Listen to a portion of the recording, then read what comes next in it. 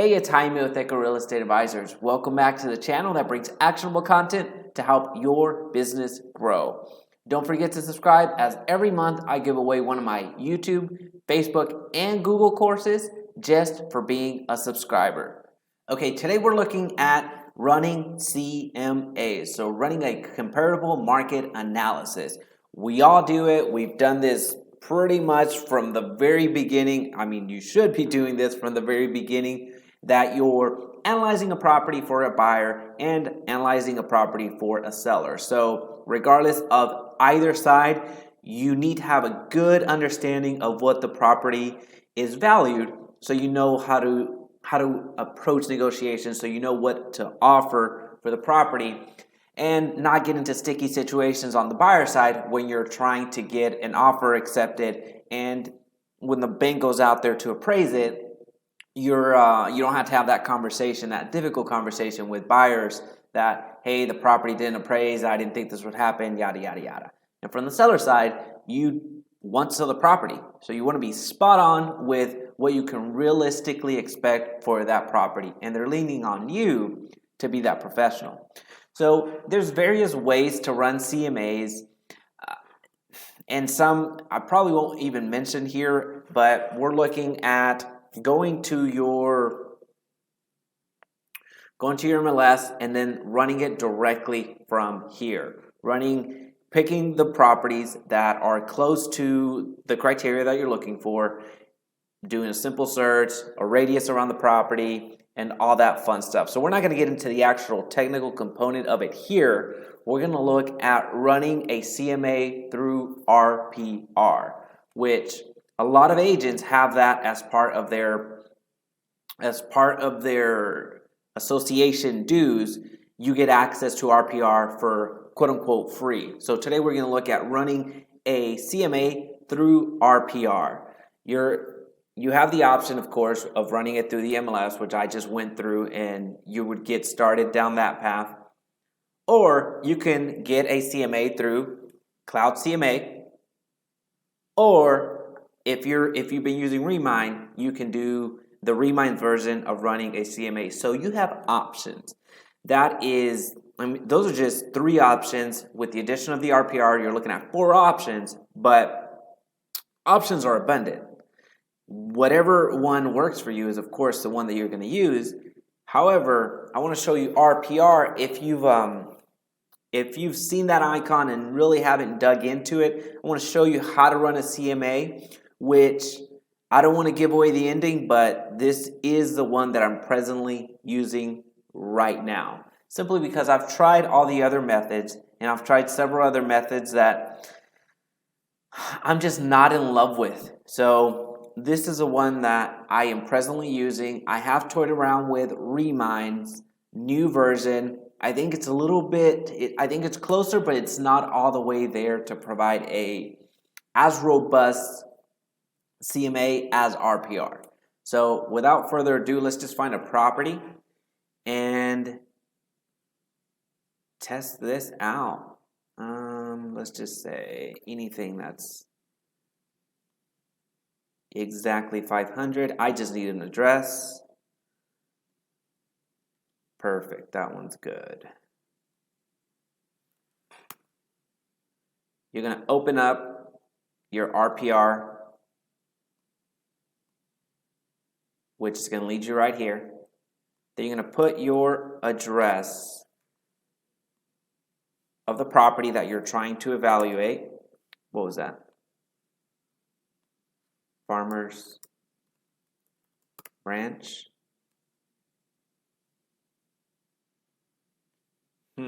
Is this a new build?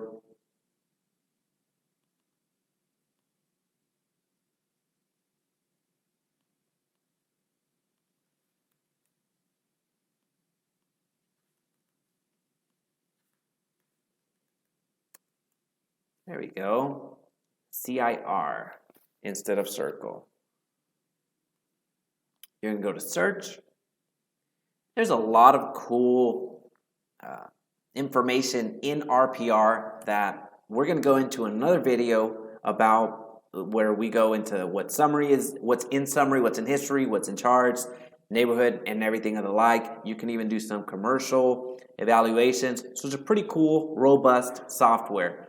But we're going to focus, for the purposes of this video, we're going to focus on comp analysis. There's two ways to run a comp analysis, and one is the comparative analysis, which is essentially the straight-laced, very done-for-you version, which doesn't give you as many options. I compare that more to the Cloud CMA version that just pulls all of this information and regurgitates it out. Now, this one, the comparative analysis, even that one, I like more than Cloud CMA, but that one I very rarely run. I've only run it once to see what it was, and I just did not like it. So if you've been using RPR and are using comparable analysis, let me know what your experiences are, because I don't like it. So today we're going to focus on sales comparable analysis,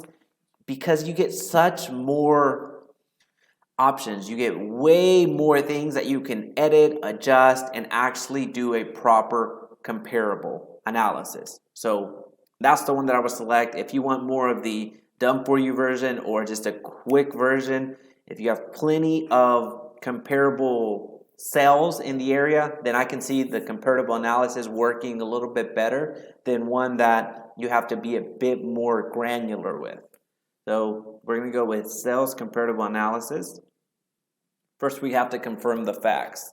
So at this point, whether you have been in the home or you haven't been in the home, you're not going to know too much about what you can edit, depending on how detailed you were with your phone intake. Again, this is depending on how much you know about the property. This one isn't going to do too much for you, because they're going to take what's on the public record, and what they're taking as well is on what they have seen with previous listings. So on this one, it actually doesn't have anything on the public record.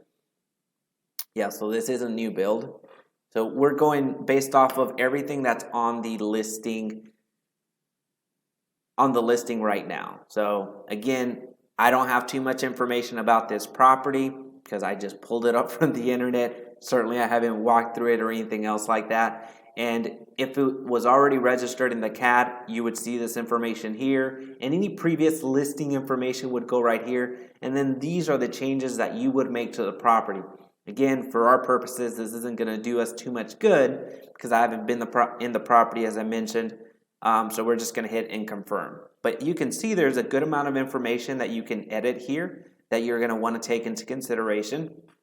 And then also, if you wanted to add some other feature that you think is pertinent to the property that is not reflected, that's not reflected in the CAD or in the previous listing, you can do that here.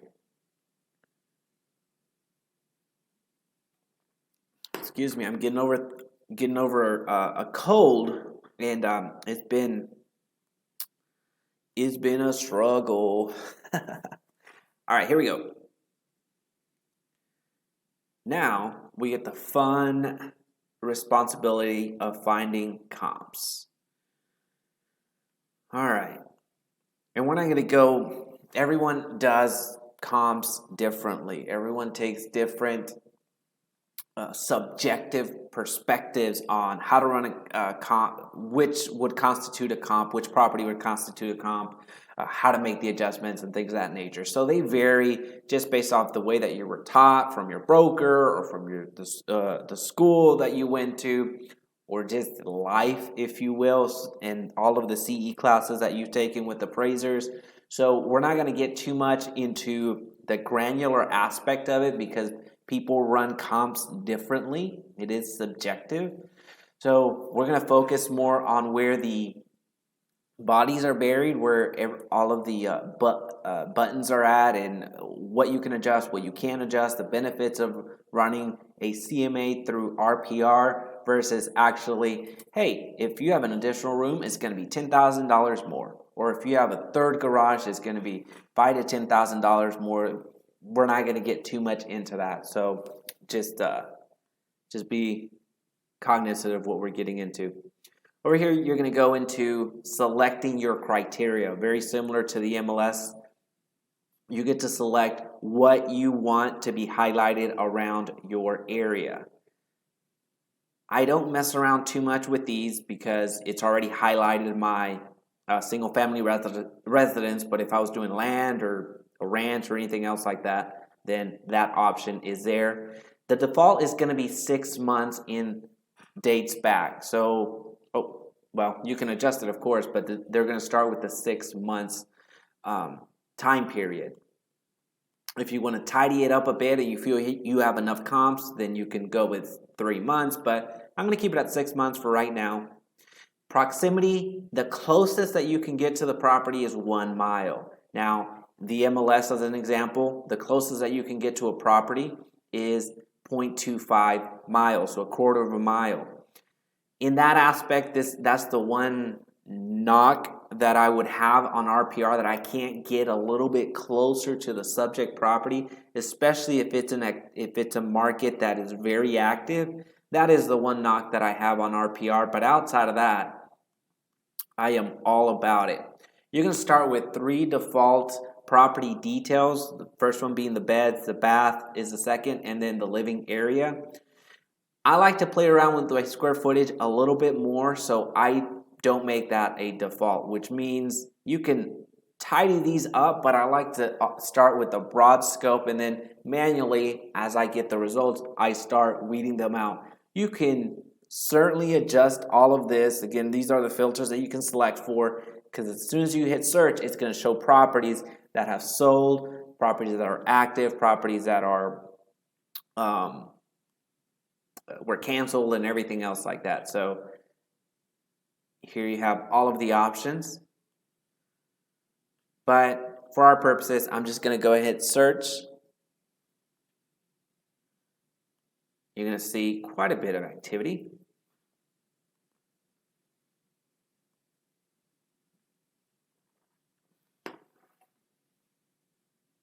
All right. Now the blue houses are the properties that are presently for sale. The green houses are recent sales. The gray houses are either they sold off record or sold off market, or they sold beyond, I believe, 6 months. I believe past 6 months is what they deem not a recent sell.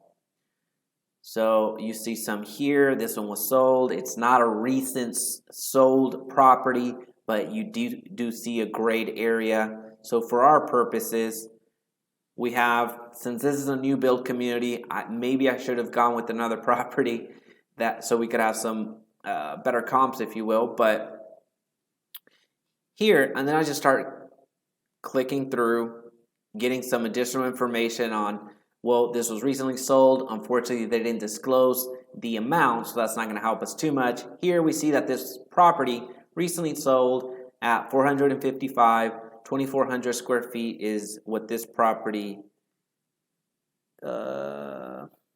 yeah, I should have selected another property, but what are we going to do?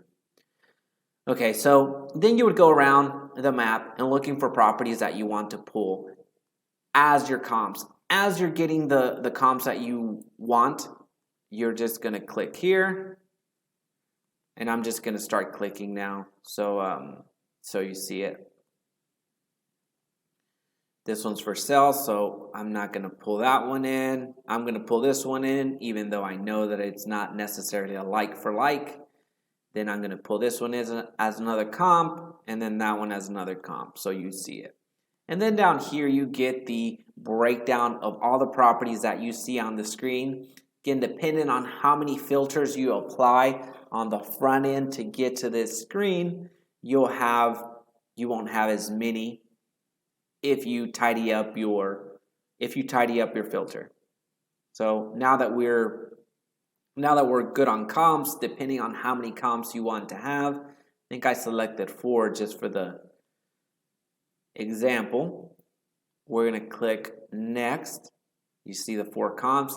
Now we get to my favorite screen. This is really where I like to have the most flexibility. This is where I spend the most amount of time.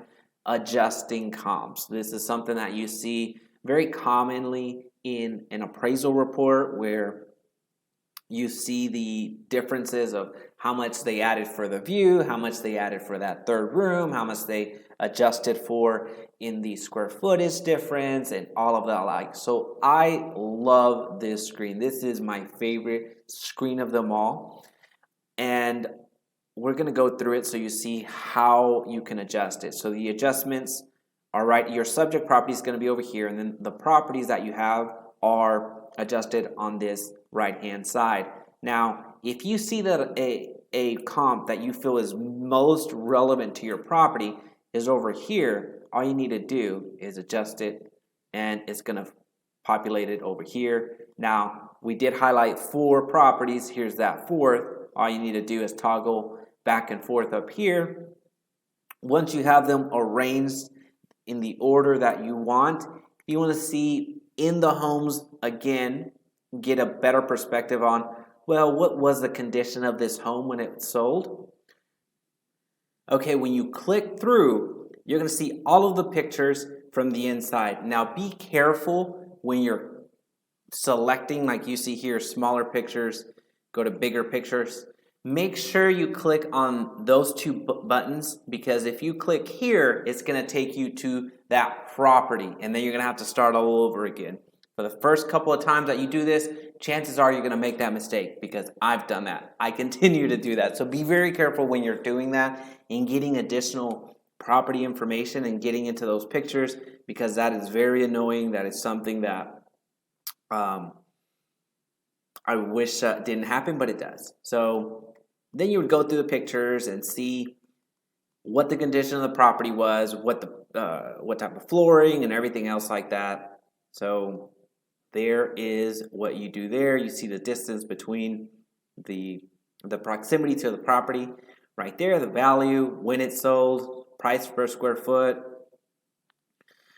any concessions or something else, some additional notes that they have in regards to the sale of the house that was on the listing. And then you go straight down the list on the number of rooms, how to make the adjustments for that, the amount of bathrooms, partial baths, living areas, basement square footage, finish out room, below grade, above grade, pool location, if it's in a location that you need to dox because of where it's at, the age, condition, all of these. Look at all the features.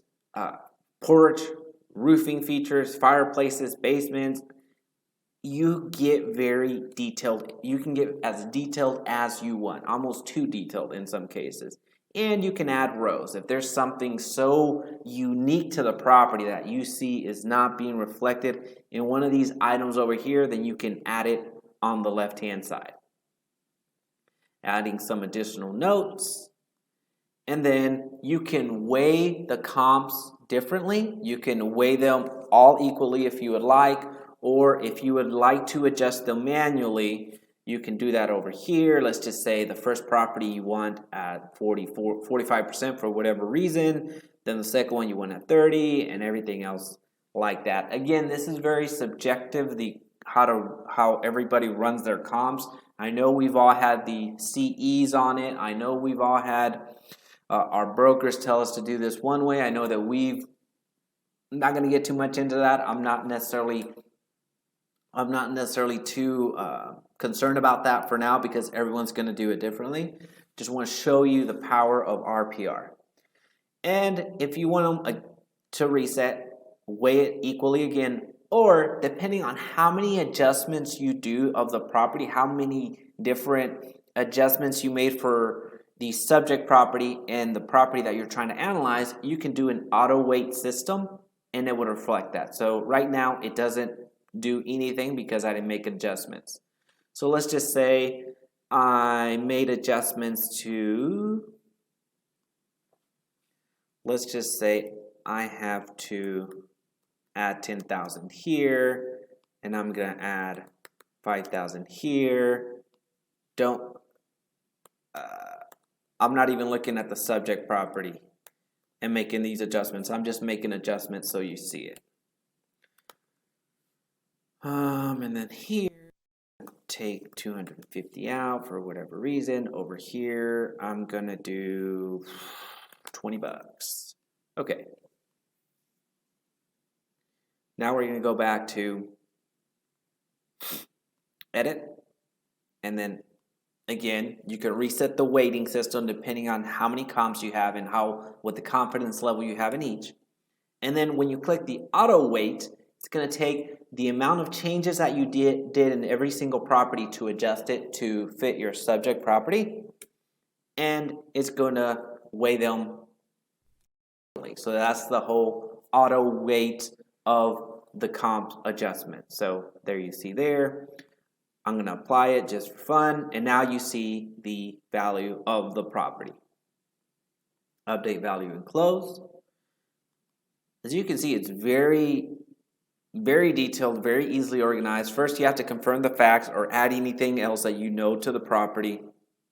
You search for your comps, you make the adjustments, and then you review right here. If you want to manually edit, this is where you would do that. So review sales comparative analysis. Review the results of your analysis. If you want to change the final value, if you're not into the $460,181 with 50 cents or whatever, if you want a range, this is where you would do this. So right now, let's see. It gives you that range, but you can certainly say, hey, this property is really more that what you can expect to get is about 440. Then the most that you can get is that because of the condition. You save it and you're done. Now you get to create the report. There's just so much information here. You can make a property report where you get to see the sample of what it looks like, all of the details. You see 29 pages, roughly 29 pages. So there's a lot of information. Seller's report, same thing. You get to see the example. 75 pages is what it could potentially be. Mini property report, evaluation report. This is the one that I give to whenever I'm going to a listing presentation. This is the one that I present to my clients. This one's about 35 pages. But when you go to more details, you can see my default settings, which aren't really too much default. I only take these parts out. But you can see what to add or what to take away. If you don't want to have the home facts for whatever reason, that first screen, it gives you an example. You just take that out. Extended property facts, you can take that out if you would want as well. And then go through here, see if you don't want any map layers on there. If you don't want to show what the local market conditions are, and these are examples. I'm not suggesting that you do that. All right, if you want to exclude your notes, personalize your report. Personal report. You can send it directly to your client. I wouldn't suggest that. I would just send it to myself. So I would do just run a report, and it takes less than 2 minutes, but you're gonna see this up here being generated. Then you're gonna get a bell that says ding, ding, ding, you're done. I like doing it this way, downloading it and then sending it directly from my email versus sending it directly from here, because oftentimes it could go to spam, and most importantly, I want to control the conversation, so I like to send the report from my email as an attachment, as it's an additional benefit that the clients have of working with me. But anyway, that is how you run a CMA through RPR. I hope this was beneficial. If you have any questions, please feel free to reach out. Hey, thanks so much for watching. Feel free to check out some of the other videos in this channel. Also, don't forget to subscribe and hit the notification bell so you don't miss another video. Lastly, join our growing Facebook group, full of content to help grow your business.